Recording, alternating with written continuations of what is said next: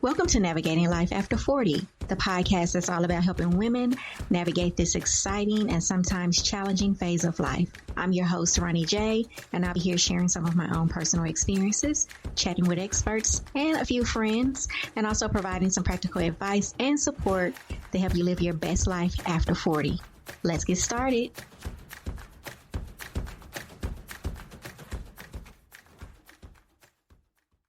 Welcome back, you all, to another episode of Navigating Life After 40. I am your host, Roni. If this is your first time tuning in, thank you so much for being here. You guys, it has been a minute. And I am so glad to be right back here with you guys. And it's so much to tell, so much to talk about. I am not going to do that in this episode. I will be doing that in a YouTube video soon, so please stay on the lookout for that. But for today's episode, we're going to talk about communicating menopause to your spouse. So if you've been feeling like menopause is playing the third wheel in your marriage, just know that this episode is for you.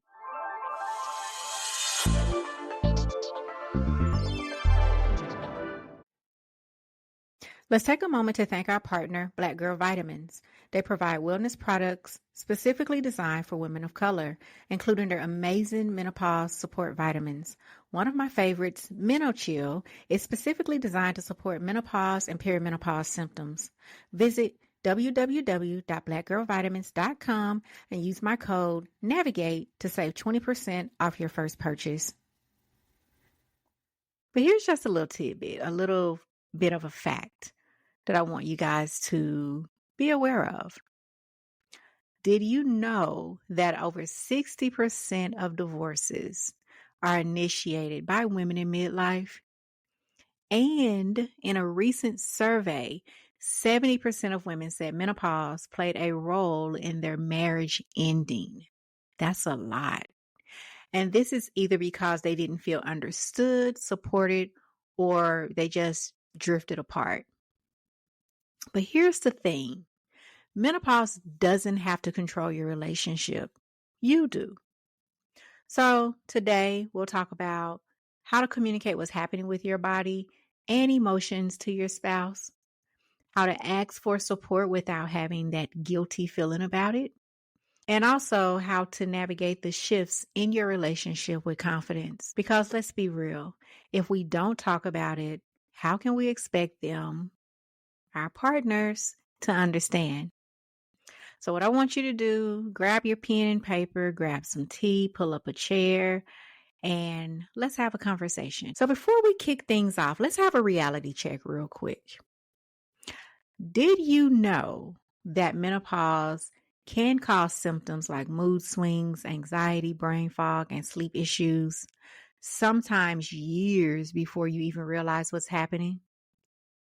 Did you also know that many partners think their spouse is just pulling away or no longer attracted to them anymore, when in reality, it's hormonal shifts that are messing with our libido and our energy levels?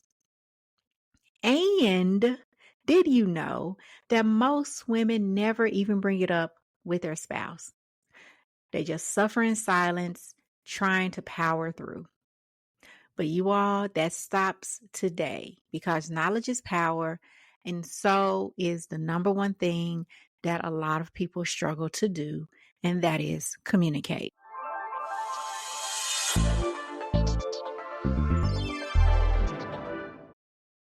Let's take a moment to talk about skincare that truly cares for your skin. Banish is a skincare brand known for creating clean, cruelty-free, and vegan products that help tackle acne scars, hyperpigmentation, and uneven skin texture. As we go through perimenopause and menopause, we often notice increased dryness and changes in our skin texture. That's why I love hydrating products like Banish's Brightening Vitamin C Moisturizer, which deeply nourishes and restores your skin's glow, and the Pumpkin Enzyme Mask, a gentle exfoliating treatment that leaves your skin feeling fresh, smooth, and radiant. Banish products are made without harmful chemicals, artificial fragrances, or dyes so you can feel confident about what you're putting on your skin. Save $5 off any order by using my code LIFEAFTER40. That's LIFEAFTER40 at checkout. You can visit www.banish.com to start your journey to healthier, more radiant skin today. So let's break this down. How do you understand menopause and its impact on relationships? Let's talk about this a little bit. For many of you, this is not new information. For some of you, it is. If you are a man listening to this episode, then this is likely might be new to you. Just the information. You've probably heard these things before, the words, I would say, but probably not necessarily the definitions or the meaning of what is actually happening as women are, or as your spouse, I should say, or partner is going through this transitional phase in their life. And for the women who are listening to this episode, this may be a way for you to tap your partner on the shoulder and say, hey, why don't you tune into this episode so that you can learn a little bit more about what it is that I'm going through. All right. So let's break this down. All right. Because menopause is not just about hot flashes. It is a whole body, whole mind transformation. It has just this, oh my God, I would say it does a triple whammy on you almost. And so let's break this down. Perimenopause. Okay. This is one of the first phases that begins before menopause takes place. And this is where everything gets just really wonky, right? Your hormones are starting to shift. Your cycle is unpredictable. And your emotions, good Lord, they are all over the place. It's a mess. So let's just say that some days you might not even recognize yourself. I've been there. When you're going through menopause, this is the phase after perimenopause, and this is officially when you are no longer having a period after 12 months. It's 12 months, you go with no period whatsoever. That is when you hit the phase of menopause. By this time, estrogen levels have dropped significantly, which can impact your mood, sleep, energy, and even how we connect with our partners. And then there's a thing called postmenopause, which I cannot wait to bring someone on one of the episodes to talk more about this, because we're always so focused on like menopause, and then now we're hearing about perimenopause even more, but we never really talk about postmenopause. And so postmenopause is when the symptoms may ease up, but the changes in our bodies and relationships are here to stay. They are here to stay, y'all. So that is the 3 parts of this transition that we go through. And here's why this matters. If we barely understand what's happening to us, imagine how confusing this can be for your partner. Just imagine that. We're struggling to figure out, 1 minute I'm irritable, the next minute I'm happy, 1 minute I'm cold, the next minute I'm hot. 1 minute I can sleep, the next minute I can't. One day I'm fatigued, the next minute I'm just like, oh, I got all this a bunch of energy. So if we're struggling to understand what's happening to us, just think about that. How does your spouse feel? How does your partner feel? Or a significant other, whoever that may be. So now let's talk about how you can talk to your partner about menopause. Step number 1, I want you to think about this, and this is really where the pen and paper is going to come in handy for you. So step number 1, start the conversation before it is a crisis. The worst time to bring this up is during an argument or in the middle of a meltdown. I've been there like, oh, I'm going through menopause. I'm going through the change in my body. I just don't know what's going on with me. That is the worst time to bring it up, right? Instead, what I want you to do is choose a calm moment. Maybe go for a walk. Maybe take your partner out for coffee or your spouse out for coffee. or when you're just hanging out, you might be sitting on the couch watching TV, and not when sports is on or any of those things, not his favorite show, but you might just be sitting there chilling, watching TV. These are just really the good times to bring those things up. And so here's a simple way to start. You might say, hey, I want to talk about something that's been really happening to me lately. It's menopause, and it's affecting how I feel, how I sleep, even how you and we connect. And I want us to go through this together, not apart. How does that sound? I'm going to repeat that because I wrote this out as an example. Hey, I want to talk about something that's been happening with me. It's menopause, and it's affecting how I feel, how I sleep, and even how we connect. I want us to go through this together, not apart. So that's step one. Start the conversation before it turns into a crisis. Step two is to keep it simple and clear. Most partners have no clue what menopause really is. They might think it's just about not having a period anymore. So your job is to break it down for them. And you can use this as an example. Menopause is like puberty, but in reverse. That's a good way to look at it. Menopause is like going through puberty, but in reverse. My hormones are shifting, and that means that my body and emotions are reacting in ways I can't always control. That is a great way to explain it to your partner. And if you have a way that may be simple for you to explain it to your partner, then choose that as a way to just educate them on what's happening. Step three is make it about teamwork, not about blame, because it's easy to say, I don't feel supported, but it can also sound like criticism. So instead, try this. I know this isn't easy for you either, but I need you to know that sometimes I don't even feel like myself. I just need patience and understanding while I figure this out. That's another good way to look at this, because now we're going through this together. I'm not blaming. I'm not pointing fingers. I'm making this about me and my partner going through this change together, right? And step four is to be clear about what it is that you need. Of course, you're going to tell all of these things, and your partner is like, if they're loving and understanding and all of those great things, they're going to want to help. They're going to want to fix it, right? And so part of step four is that most partners want to help. They just don't know how.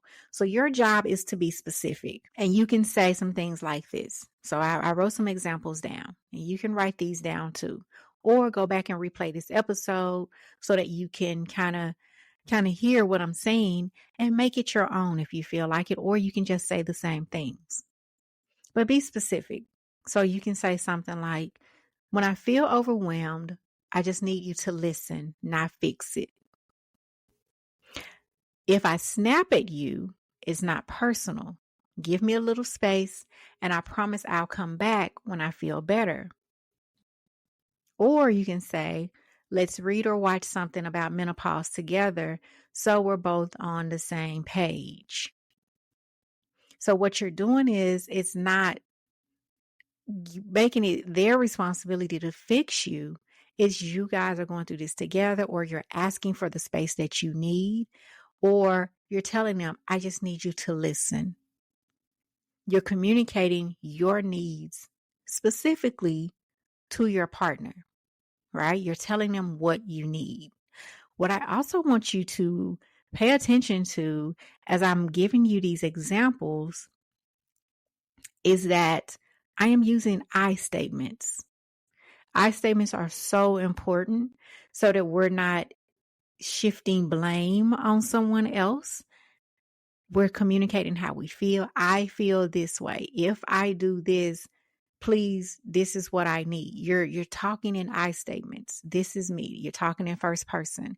And so I want you to understand that that is one of the most effective ways to communicate with anyone for that matter, but especially your partner. So now that we've talked about the conversational piece and how to talk to your spouse, your partner about menopause, let's talk about how to care for yourself while also supporting your relationship. All right. Because what we know for sure is that menopause is a wild ride, but you don't have to lose yourself or your relationship along the way. And here are just a few little tidbits of how you can take care of you while also keeping your relationship strong. The first one is just first nature to you. For some, it's not, but you guys know what I'm going to say. I preach this all the time on solo episodes. Prioritize self-care. Get enough sleep, eat well, move your body, and manage your stress. When you feel good, it's easier for you to show up in your relationship, but you have to remember to take some time to prioritize self-care. Put you first, whether that's 15 minutes a day, 20 minutes a day, an hour a day. Prioritize you, right? So that you can be better off for your relationship. We always hear that if we can't operate from an empty cup, and we cannot operate from an empty cup. We have to make sure that we're filling our cups up first so that we're better for everyone else. The second thing is to educate your partner. You can give them resources so that they can learn on their own. You can share this episode of the podcast. There are also previous episodes that I've done where I've talked to experts about menopause and perimenopause and all of those good things. So you can also share those with your partner as well so that they can become more educated on what it is that you're going through. There are also some great books out there. There are TED Talks and even men's guides to menopause. So those are some things that you can Google and look up. And if you just still are stuck on like resources, feel free to reach out to me. My door is always open. You can send me an email at hello@navigatinglifeafter40, that's 40.com. And just ask me, are there any additional resources that you recommend? And I'll be sure to get that out to you. Or you can just send me a DM on social media at Navigating Life After 40 on all of the social platforms. And I can also support you there as well. And lastly, make small adjustments together. Maybe for you and your partner, intimacy looks different now. So maybe date nights need to be earlier because you're exhausted by 9 p.m. I know for myself, I tell anybody if I have to do anything after 7 o'clock, I need a nap first. So you may be the same way. But you get tired a lot earlier. We know that our bodies are changing. And so these small shifts can make a big difference in the relationship.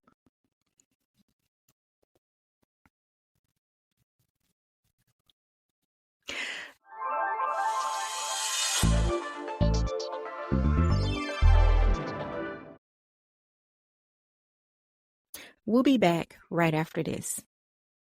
Hey there, midlife navigators. Are you ready to turn heads and steal the spotlight? Picture this. You're strutting down the street and heads are turning left and right. Why? Because you're rocking those stunning glasses from Zilul.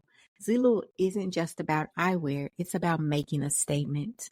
Whether you're into bold frames that scream confidence or sleek styles that exude elegance, Zilul has got you covered.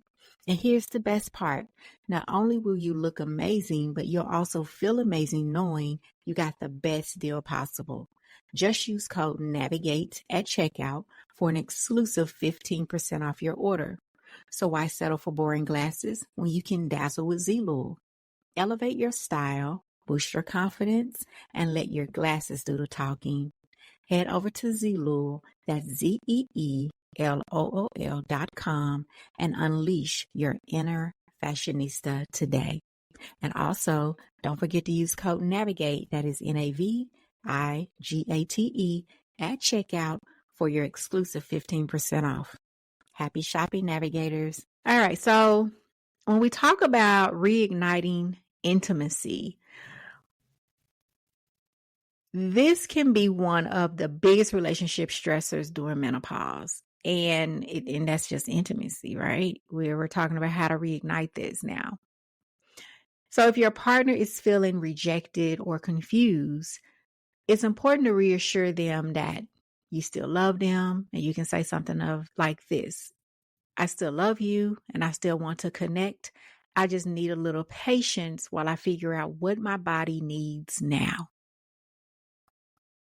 And some ideas to help you are: one, redefine intimacy.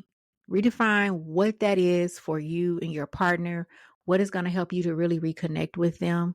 And that can be holding hands, cuddling in the bed while you're watching TV, and other non-sexual touches that can keep you connected.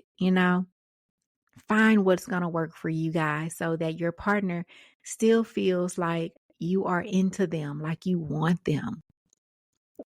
The next thing to do is talk about it, because ignoring the issue just makes it worse. A lot of times I hear women say, I don't want to have sex. I don't feel desirable. My libido is gone. We hear that a lot from women going through this phase of life. But instead of ignoring it, you have to really talk about it, because it's not going to help your partner if you don't talk about it. And what will potentially happen is you'll make them feel like you don't want them. You're not attracted to them anymore. And that might be the case, but it might not be the case in this situation. So for the sake of this show, let's just say that's not the case. And just be honest about what feels good for you and what doesn't. Because the way that we probably, or I'll just say for those of you listening, the way that you probably had sex, earlier on in your relationship, now that you're going through this change, that may look different for you now. And then lastly, seek professional help. There are therapists and doctors who specialize in menopause related intimacy issues. There are medications out there for women just like there are for men. And get the help that you need so that you can be intimate with your partner and your partner can feel close and connected to you, and you the same with them. All right. So I know we talked a lot today. We've talked about quite a few things, and it was a quick show, but I am so glad to be back here with you guys. I really am. It has been a minute since you and I had a conversation and a solo episode, and any episode for that matter. And I just cannot wait to give you all of the details on my YouTube page, Navigating Life After 40. Throwing that little hint in there, because if you are not following me on YouTube to catch up and watch all of these episodes, you're missing out. So as we begin to wrap up here, 3 things that I want you to do right now. You guys always know I'm going to leave you with some homework assignments, right? So 1, I want you to set a time this week to talk to your spouse about menopause. Keep it casual and keep it open. Don't make it complicated. Don't make it worse. Don't do it in the middle of an argument. Just find some time to talk to your partner. Set a time this week. Okay. Number 2, I want you to share a resource with your partner. That can be a book, a podcast, or an article so they can learn more. And number 3, check in with yourself. It's so important for us to always check in with ourselves. What's one thing that you can do to feel better physically or emotionally this week? Check in with yourself. Ask yourself that question. It's just these small steps that's going to lead to great results, you all. So as I wrap up this episode today and spending time with you, again, I'm so happy to be here with you. I want you to know that the truth is menopause isn't the enemy, and it doesn't have to wreck your relationship at all. So when you communicate, educate, and support each other, you come out stronger on the other side. If you want a guide with conversational starters, practical tips, and resources to help you talk to your spouse, head over to my website. I'll have something there for you to download for free to get you started. If this episode has helped you, share with your friends, subscribe, and please leave a review. I promise I will not stay away from you this long again. And I would love to hear your thoughts on this episode. So please go to wherever you listen to podcasts and please leave me a review. That helps me to rank higher in the charts so that we can reach more amazing women just like you and I who are navigating this journey. Until next time, I'll see you later. Be good, be strong. You've got this. That's a wrap for this episode of Navigating Life After 40. I hope you enjoyed this conversation just as much as I did. If you love what you're hearing, be sure to hit that subscribe button so you never miss an episode. And if you're feeling generous, leave me a review on your favorite podcast platform. This helps me to reach more amazing women like yourself who are trying to navigate this amazing life. Thanks for tuning in, and until next time, keep living your best life.